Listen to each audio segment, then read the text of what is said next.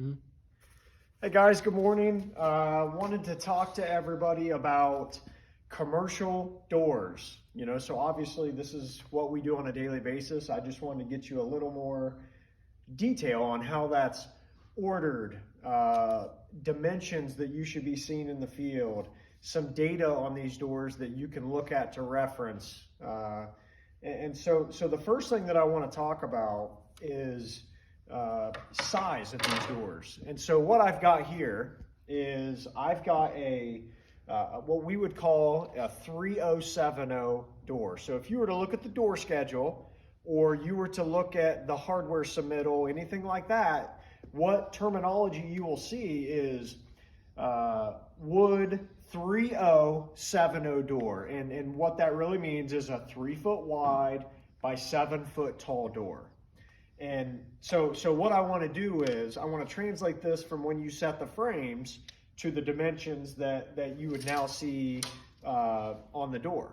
And so, as everybody knows, it's set welded frames or knockdowns, whatever. If you have a 3070 frame, if you were to measure from inside of, let's say, hinge edge to lock edge, it would actually be a true 36 inches for your 3.0, and it would be a true 84 inches for your 7.0. So as we all know, 3 feet equals 36 inches, 7 feet equals 84 inches. If you had a 4080, your frame would be 48 by 96, and so on and so forth.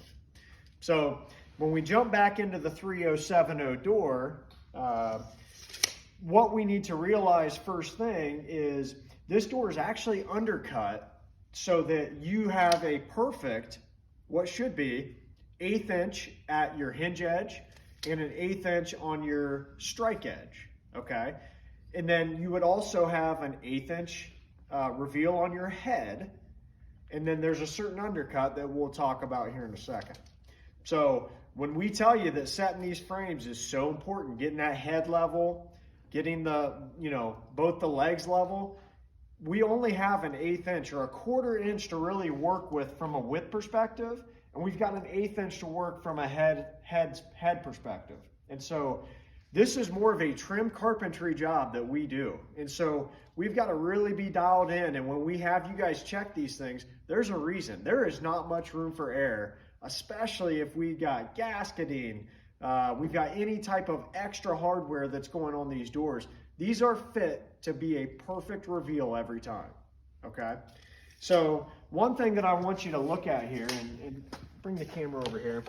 So when we look at these doors, when you look at this edge, most of the doors that we have, they're actually beveled.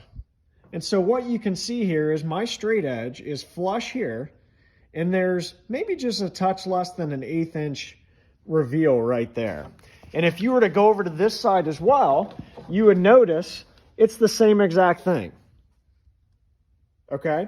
And so when we back up, what we can see here is the biggest side of our door is actually on the pull side. So your push side is narrow, and it's beveled out like this on both sides. Okay? And so if we were to take a tape and we were to run it from that high side, like clockwork, you're going to be right at 35 3/4, maybe a touch under is what you're going to be. And so when we start dissecting that, if you take your frame width, which is 36 inches, and you take your door that is right at like 35 3/4, that gives you an 1/8 inch on each side, because take a 1/4, knock it in half, that's an 1/8 inch. Okay, so that's where they derive that measurement from.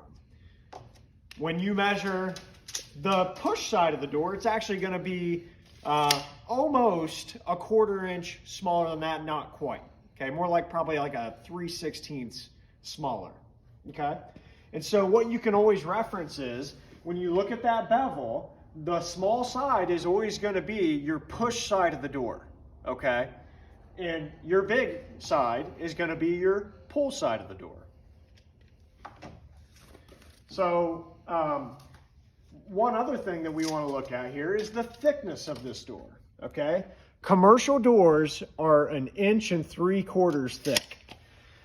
If we were to go into your house, or if we were going to be doing pre-hungs, those doors would actually only be like 1 3/8 inches, okay? So when we jump into the commercial world that we're a part of 90% of the time, these are actually 1 3/4 inches thick.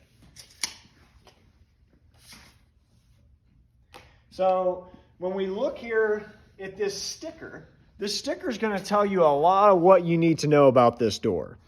Norwood Hardware is our customer. It's a left-hand door. It's for room 1103. This is produced by VT Industries, is who that is produced by.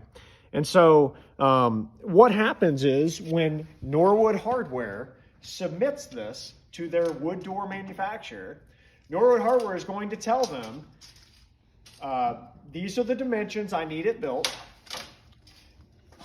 Maple is the veneer type. And then what will happen is the customer will pick a stain color that goes on this veneer, okay? Norwood's also going to tell them, we need the hinge locations at, what, 6 5/8. So I'm guessing that's probably a Seco location here. And every different manufacturer has their own hinge locations, okay? But they're going to tell them where they want the top of each hinge pocket. They're going to tell them, hey, this is the type of lock that I'm putting on this door, okay? So, for instance, to me, this looks like, obviously it's a mortise lock. You've got your, what's called an 86 edge in here, a mortise prep.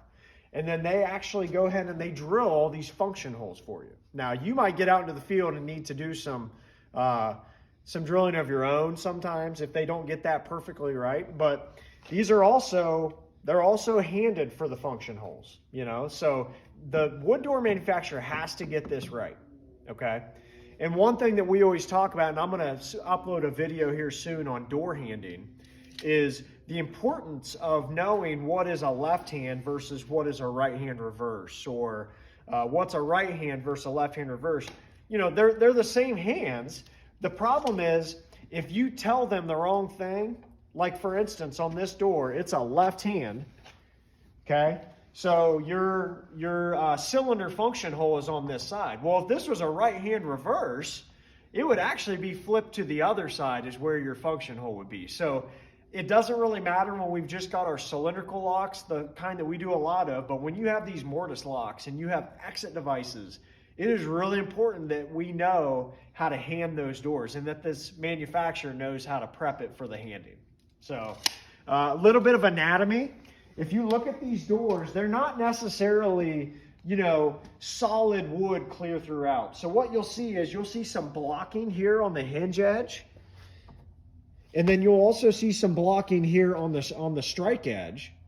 You'll see blocking up in the head here for if we have closers.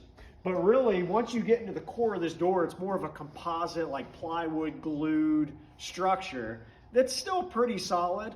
But really, if you look at it closely, they want you putting the majority of your heavy gripping screws into this blocking, okay? You know, these doors really aren't made to hang 50 pounds right in the center of this door. It's just, it's not how they're built. So with weight in mind and cost in mind, this is how they do it. So what they'll have is they'll have a core that's laying on their press. And what they'll do is, if you can look at this veneer here closer, you can actually see there are seams in this veneer, okay? And so what they're doing is, instead of having a full run sheet of veneer, that would probably likely bubble or something that they wouldn't want.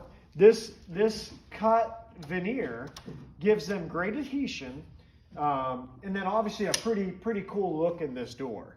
And so this is why they do that. So if you have any questions about these, just let me know. But we're going to put this in the group text, and there's going to be a lot more videos coming just like this that'll hopefully let you guys understand verbiage and how we should be talking, and then also just the anatomy of things and why things are done a certain way.